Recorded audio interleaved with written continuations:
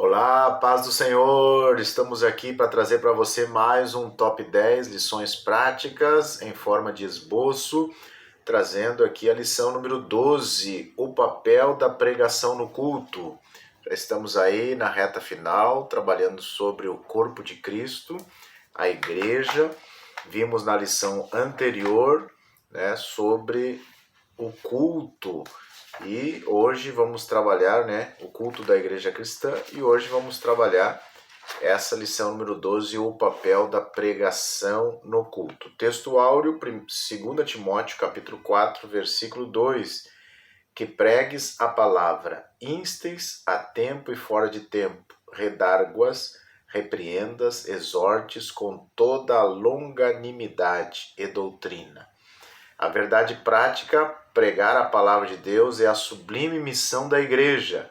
É por intermédio do ministério da palavra que vidas são salvas, transformadas e edificadas, tá bom? Então nós vamos trabalhar aqui esse tema, a pregação da palavra, o papel da pregação no culto, né? Vamos lá, top 10. Primeiro top, o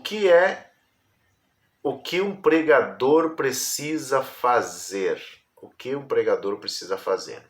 Eu listei aqui, melhor dizendo, 5 coisas. Primeiro, quer ser um pregador da palavra? Tem que ter o hábito da leitura, principalmente leitura da Bíblia, diariamente, né? Fazer seu devocional e ter o hábito da leitura. Segunda coisa, tem que ter uma biblioteca. Não tem como você querer ser um pregador, pregar a palavra, se você não tiver uma biblioteca, Bíblias, bons livros, assim como um médico, como um advogado, precisa estar sempre estudando, se atualizando, um pregador também precisa estar lendo e buscando cada vez o conhecimento. Terceira coisa, frequentar os cultos. Não tem como você ser um pregador se você não frequentar os cultos, não participar das atividades da igreja, não se envolver na sua igreja local. Quarta coisa, uma vida de oração. Não tem como ser um pregador usado por Deus se não tiver uma vida de oração. A gente não ora somente quando vai pregar, a gente não ora somente quando está escalado, a gente não lê a Bíblia somente quando está escalado. É uma vida de comunhão com Deus, tá bom? E a quinta coisa, submissão. Submissão a Deus, submissão aos seus líderes, ao seu pastor, submissão à palavra de Deus. Então, essas 5 coisas para você ser um pregador usado nas mãos de Deus. Top 2, qual é o propósito da pregação? Nós vimos aqui, o comentarista mencionando no tópico número 1, revelar Deus às pessoas. Então, qual é o propósito da pregação? Revelar Deus às pessoas. Trazer a palavra de Deus é trazer a proclamação do evangelho para as pessoas, tá bom? Top 3, nada pode estar acima da palavra. Isso é uma realidade, Nada pode estar acima da palavra. A palavra é a hierarquia superior. Então, sonho, revelação, que mais? Profecia, nada pode substituir a palavra, nada pode estar acima da palavra. Teologia, nós tivemos um tempo atrás a teologia da prosperidade material e hoje nós vivemos um tempo da teologia da prosperidade emocional, aonde é falado muito sobre o sentimento, sobre o ego, Você infla as pessoas, mas na verdade não tem um amparo bíblico e que a pessoa possa crescer saudável, É somente infla a pessoa, deixa ela com o seu ego inchado, mas não é uma realidade e não tem base bíblica para isso, tá bom? Vamos lá, top 4. Devemos valorizar o tempo e o conteúdo da palavra nos cultos. 2 coisas importantes. O tempo da palavra, que deve ser dentro do culto, da liturgia do culto, algo muito relevante, Não podemos deixar 5 minutos para uma palavra oficial num culto. Tem que ter um tempo para explicar a palavra, mas além de ter um tempo, tem que ter um conteúdo. A palavra deve ser realmente ministrada, A palavra a gente aprende na homilética e a gente aprende, na teologia que nós precisamos primeiro explicar o texto, né? Da onde, local, para onde foi escrito, e depois trazer para os nossos dias, aplicar para a igreja, né? Que os irmãos que estão na escola dominical ou que estão no culto entendam, tá? O que essa palavra tem a ver comigo? Tem que fazer essa ponte, né? E não adianta somente já chegar aplicando, tem que começar primeiro explicando o texto e depois trazendo para os nossos dias, aplicando a palavra. Isso é uma mensagem, tá bom? Top 5. A palavra tem a importante função de edificar a igreja. Então, dentro das funções da palavra, a palavra ela exorta, ela consola, ela elogia, ela repreende, ela exorta, ela encoraja. Tudo isso é para edificação do crente, para edificação da igreja. Então, é importante. Se não houver essa correção, não houver essa exortação, não há crescimento, não há uma edificação sólida. Você vê construir uma casa sem ter a base, né? Ela vai, qualquer vento de doutrina, qualquer ventinho, ela vai cair. Então a palavra é que dá a sustentação, a base, a firmeza para enfrentarmos os dias de hoje. Top 6, a palavra forma a cosmovisão do crente. É outra função importante da palavra, formar a cosmovisão. E quando eu falo em cosmovisão, o que é? É aquilo que você tem visão do mundo. Uma criança que vai na escola dominical, um adolescente, um jovem, ele está sendo formado pela palavra de Deus. Os seus valores, seus princípios estão sendo edificados, construídos, né, pela palavra de Deus. Ela vai ter uma visão de mundo diferente de uma criança que não foi na escola dominical, que não foi nos cultos infantis, que não participou do grupo de adolescentes, de jovens. Vai ter uma outra visão. Qual é a visão que ela vai ter? A visão da internet, a visão dos seus colegas, né? Então, a nossa cosmovisão é formada pela palavra de Deus. A importância dos nossos filhos frequentarem a escola dominical desde a sua infância é muito importante. Vai formando a cosmovisão, que vai formando os seus valores, os seus princípios cristãos. Quais são os nossos princípios? Os princípios cristãos, os valores cristãos, né? E aí a EBD tem um papel muito importante de forma didática, dividindo por faixa etárias, trazendo uma lição conforme a faixa etária de cada criança. Não adianta eu chegar para uma criança e ministrar como se estivesse ministrando para um adulto.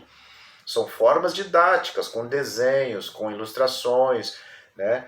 Com ministrar para um adolescente tem que ter uma didática especial. E a EBD ela tem essa característica que conforme a faixa etária, a pessoa vai sendo instruída a palavra com a didática correta para aquela idade, né?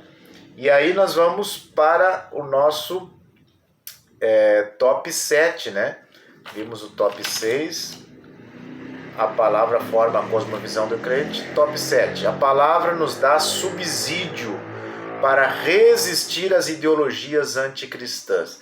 A criança, o adolescente, né, que é instruído pela palavra de Deus, ou seja, formou, exortou, conselhou, edificou a sua base, né, através do discipulado, através da escola dominical, formou aquela cosmovisão, seus valores, seus princípios, ela está apta a rebater as ideologias desse mundo. Quais as ideologias? O relativismo, que está aí, né? Tudo é relativo, mas nós cremos que a palavra de Deus é a verdade absoluta.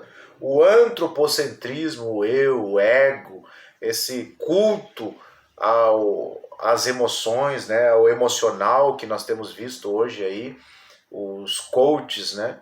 Que tem essas mensagens que inflamam o ego das pessoas. Então, a palavra, aquele que está firmado realmente na palavra, ela rebate essas ideologias, né? Consumismo, ideologia materialista e tantas outras que têm surgido aí, né? Confrontando a palavra de Deus, né? Como tivemos uma lição um tempo atrás, esse espírito da Babilônia que vem para confundir as pessoas. E Paulo, falando em 2 Timóteo capítulo 4, nós vemos ele trazendo essa orientação, né? Parece que ele estava escrevendo para os dias de hoje, porque virá tempo em que não sofrerão a sã doutrina, mas tendo comichão nos ouvidos, amontoarão para si doutores conforme as suas próprias concupiscências, e desviarão os ouvidos da verdade, voltando às fábulas. As pessoas hoje preferem uma fábula, um conto, né? Preferem uma mentira doce do que uma verdade amarga.